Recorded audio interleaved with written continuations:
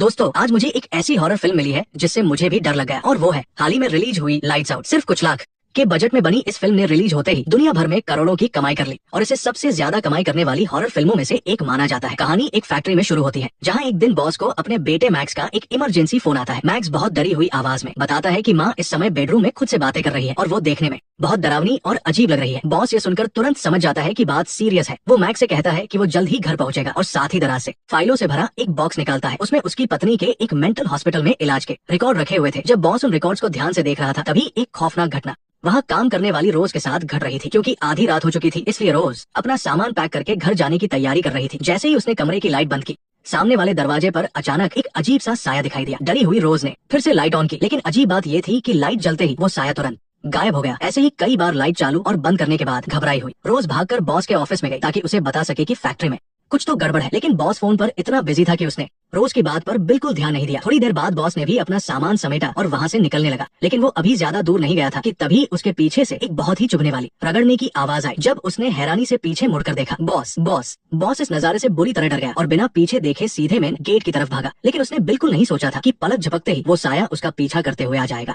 और उसके पैरों पर कई गहरे खून से लथपथ कट लगा देगा। उसी समय बॉस ने भी उस साये की कमजोरी पकड़ ली थी कि वो रोशनी से बहुत डरता है। ये बात समझते ही बॉस में अचानक हिम्मत आ गई और वो बिना कुछ सोचे समझे सीधे उस गोदाम की तरफ भागा जहाँ बहुत सारी लाइटें जल रही थी। जब बॉस को लगा कि अब वो पूरी तरह सुरक्षित है, तभी सिर के ऊपर की लाइटें झपकी और कमरे में पूरी तरह अंधेरा छा गया। और फिर पास का दरवाजा अचानक बिना किसी इशारे के अपने आप खुल गया। बॉस को कुछ समझने का मौका तक नहीं मिला और उस खतरनाक भूत ने उसे मार डाला। पिता की अजीबोगरीब मौत के साथ ही ये खुशहाल परिवार रातों रात टूटकर बिखर गया और डिप्रेशन की शिकार माँ पति का सहारा छिन जाने के कारण और भी ज्यादा अजीब और डरावनी हो गई। उस रात मैक्स कंबल ओढ़कर सोने ही वाला था कि तभी उसे एक बार फिर से अपनी माँ के खुद से बात करने की आवाज सुनाई दी। कई बार अपनी माँ को आवाज लगाने पर भी जब कोई जवाब नहीं मिला, तो उसने हिम्मत जुटाई, बिस्तर से उतरा और धीरे धीरे अपनी माँ के बेडरूम की तरफ गया। जैसा उसने सोचा था वैसा ही हुआ। उसकी माँ एक खाली कमरे की तरफ देखकर बातें कर रही थी, जैसे कि कमरे में उनका कोई बहुत अच्छा दोस्त मौजूद हो। मैक्स को देखते ही माँ ने तुरंत बात करना बंद कर दिया और बहुत प्यार से अपने बेटे को वापस जाकर सोने के लिए कहने लगी। समझदार मैक्स भी चुपचाप अपने कमरे में वापस लौट गया। लेकिन जब मैक्स आधे रास्ते में पहुंचा, तो उसने अचानक से पीछे मुड़कर देखा और सामने का नजारा देखकर उसके मुंह से चीख निकलते निकलते बची। उसने देखा कि अंधेरे में से एक बहुत ही लंबा साया अचानक बाहर झांक रहा था और ऐसा लग रहा था मानो वो किसी भी समय उस पर हमला कर देगा। बुरी तरह डरा हुआ मैक्स अपनी जान बचाकर तुरंत अपने कमरे में भाग गया। गनीमत रही कि उस साये का उसे नुकसान पहुंचाने का कोई इरादा नहीं था। उसने बस जोर से कुछ बार दरवाजे का लॉक घुमाया और फिर रुक गया, क्योंकि लंबे समय से इस घुटन भरे माहौल में रहने के कारण मैक्स की दिमागी हालत धीरे धीरे बहुत खराब होने लगी थी। यहाँ तक कि स्कूल में क्लास के दौरान भी वो एकदम सुस्त रहता था। उसकी अच्छी क्लास टीचर को उसकी इस हालत पर बहुत चिंता हुई, इसलिए उसने तुरंत मैक्स की बड़ी बहन सारा से संपर्क किया। लेकिन उन्हें ये नहीं पता था कि मैक्स और सारा सौतेले भाई बहन थे। सारा अपनी माँ के दिन रात अजीबोगरीब हरकतों को बर्दाश्त नहीं कर पाई थी, इसलिए वो बहुत पहले ही घर छोड़कर बाहर रहने लगी थी। इसलिए घर में क्या चल रहा है उसे इसके बारे में कुछ नहीं पता था। सारा पहले मैक्स को वापस माँ के पास छोड़ने वाली थी, लेकिन जब उसने अपनी माँ को पूरी तरह पागलों की तरह बर्ताव करते देखा, तो उसे अपने भाई पर तरस आ गया और उसने तुरंत अपना इरादा बदल दिया। संयोग से मैक्स भी अब लंबे समय तक नींद न आने की इस तकलीफ को और नहीं सह सकता था, इसलिए उसने तुरंत अपना सामान पैक किया और सारा के साथ वहाँ से निकल गया। शुरुआत में उन दोनों के बीच सब कुछ ठीक चल रहा था, जब तक कि एक रात गहरी नींद में सो रही सारा अचानक एक अजीब सी आवाज से जाग नहीं गई। खिड़की के बाहर चमकती हुई नियॉन लाइट की रोशनी में उसे दरवाजे के पास कोई साया बैठा हुआ दिखाई दिया। पहले सारा को लगा कि शायद मैक्स को नींद नहीं आ रही है और वो वहाँ खेल रहा है, इसलिए उसने उसकी मदद करने के लिए लाइट ऑन करने की सोची। लेकिन हैरानी की बात थी कि कई बार स्विच दबाने के बाद भी वो लैंप अजीब तरीके से ऑन ही नहीं हुआ और तभी सारा को भी धीरे धीरे महसूस होने लगा कि कुछ तो गड़बड़ है। वो साया ऐसा लग रहा था जैसे रोशनी आते ही गायब हो जाएगा। ये पक्का करने के लिए कि ये सब कोई वहम नहीं है, सारा को मजबूरी में सावधानी से आगे बढ़ना पड़ा। खतरे के उस पल में सारा ने सही समय पर अपने सिर के ऊपर वाली लाइट जला दी और खुद को उस साये का शिकार होने से बचा लिया। एक मुसीबत खत्म नहीं हुई थी कि दूसरी आ गई। अगले ही दिन मैक्स के साइकोलॉजिस्ट अचानक सारा के घर पहुंच गए। उन्होंने कहा कि सारा की अभी जो उम्र और जॉब है, उसके हिसाब से वो मैक्स की सही गार्जियन नहीं बन सकती। इतना कहकर वो बिना किसी झिझक के मैक्स को अपने साथ ले गए। हालांकि सारा बहुत गुस्से में थी, लेकिन असलियत जानकर उसे मजबूरन समझौता करना पड़ा। फिर बहुत उदास होकर सारा जब लिविंग रूम में वापस आई, तो अचानक उसकी नजर कारपेट के नीचे फर्श पर गई, जहाँ लगा कि किसी ने इंग्लिश के कुछ लेटर्स लिखे हैं। उत्सुकता में सारा ने तुरंत कारपेट हटाया और हैरान रह गई, क्योंकि वहाँ डायना नाम लिखा हुआ था। एक ही पल में सारा को अपने बचपन की याद आ गई। उस दिन वो घर पर शांति से पेंटिंग कर रही थी कि तभी अगले ही पल टेबल पर रखी ड्राइंग बुक अचानक गायब हो गई। उसे पता नहीं चला कि क्या हुआ, लेकिन सारा खुद को रोक नहीं पाई और एक आधे खुले अलमारी के दरवाजे के पास गई। जैसे ही क्लोजेट की लाइट ऑन हुई, हवा में उड़ रही वो ड्राइंग बुक अचानक जमीन पर गिर पड़ी। जब सारा ने डरते डरते नीचे झुककर देखा, तो उस बुक पर अचानक एक ऐसा कैरेक्टर बना हुआ था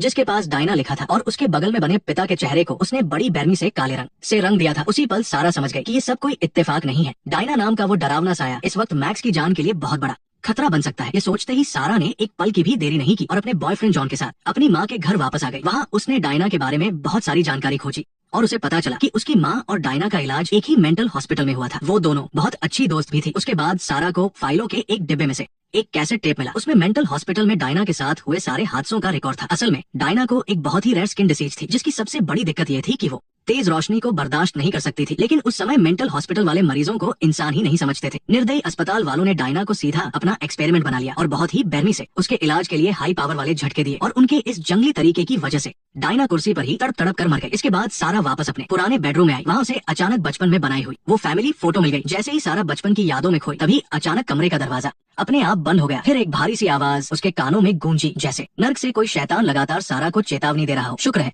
कि ऐन मौके पर डेविड ने दरवाजा तोड़ दिया और अंदर आ गया, जिससे सारा की जान बच गई। इसके बाद बुरी तरह डरे हुए दोनों वहाँ से तुरंत निकल गए। उनके वहाँ से निकलते ही माँ टॉम को लेकर बाहर से घर आ गई। इतने दिनों तक टॉम को इग्नोर करने की भरपाई के लिए उसने न सिर्फ बेटे के लिए खूब सारे स्नैक्स खरीदे, बल्कि उसे रात में साथ मूवी देखने के लिए भी कहा। ये सुनकर टॉम बहुत खुश हुआ और उसने बिना कुछ सोचे हाँ कर दी। लेकिन उसने ये बिल्कुल नहीं सोचा था कि मूवी देखने के बीच में माँ चुपचाप सारी लाइटें बंद कर देगी। फिर टॉम की मिन्नतों को नजरअंदाज करते हुए वो लगातार कहती रही कि वो उसे अपनी सबसे अच्छी दोस्त से मिलवाएगी। जब वो दोनों बात कर रहे थे, तभी अंधेरे में छुपी डायना अचानक दरवाजे के बाहर नजर आई। फिर वो बिना कोई आवाज किए दोनों के पास आ गई। उसे गुस्से में देखकर टॉम ने घबराए बिना तुरंत लाइट का स्विच ऑन कर दिया। इससे एक बहुत बड़ा और भयानक हादसा टल गया। इस डरावने हादसे के बाद टॉम माँ का पागलपन अच्छी तरह समझ गया था, इसलिए वो तुरंत भागकर अपनी बहन के पास मदद मांगने गया। उसी समय सारा को डायना और माँ के रिश्ते की पूरी सच्चाई समझ आ गई थी। उसे लगा कि डायना के पास जन्म से ही एक बुरी ताकत है जो इंसानों के दिमाग में घुसकर उनकी यादें बदल सकती है। और उसने माँ को ही अपना शिकार क्यों बनाया? इसकी वजह ये थी कि सिर्फ भोली भाली माँ ही उसकी दोस्त बनना चाहती थी। इसके बाद सारा ने डायना को पूरी तरह खत्म करने का तरीका भी सोच लिया। वो ये था कि माँ को उदास होने से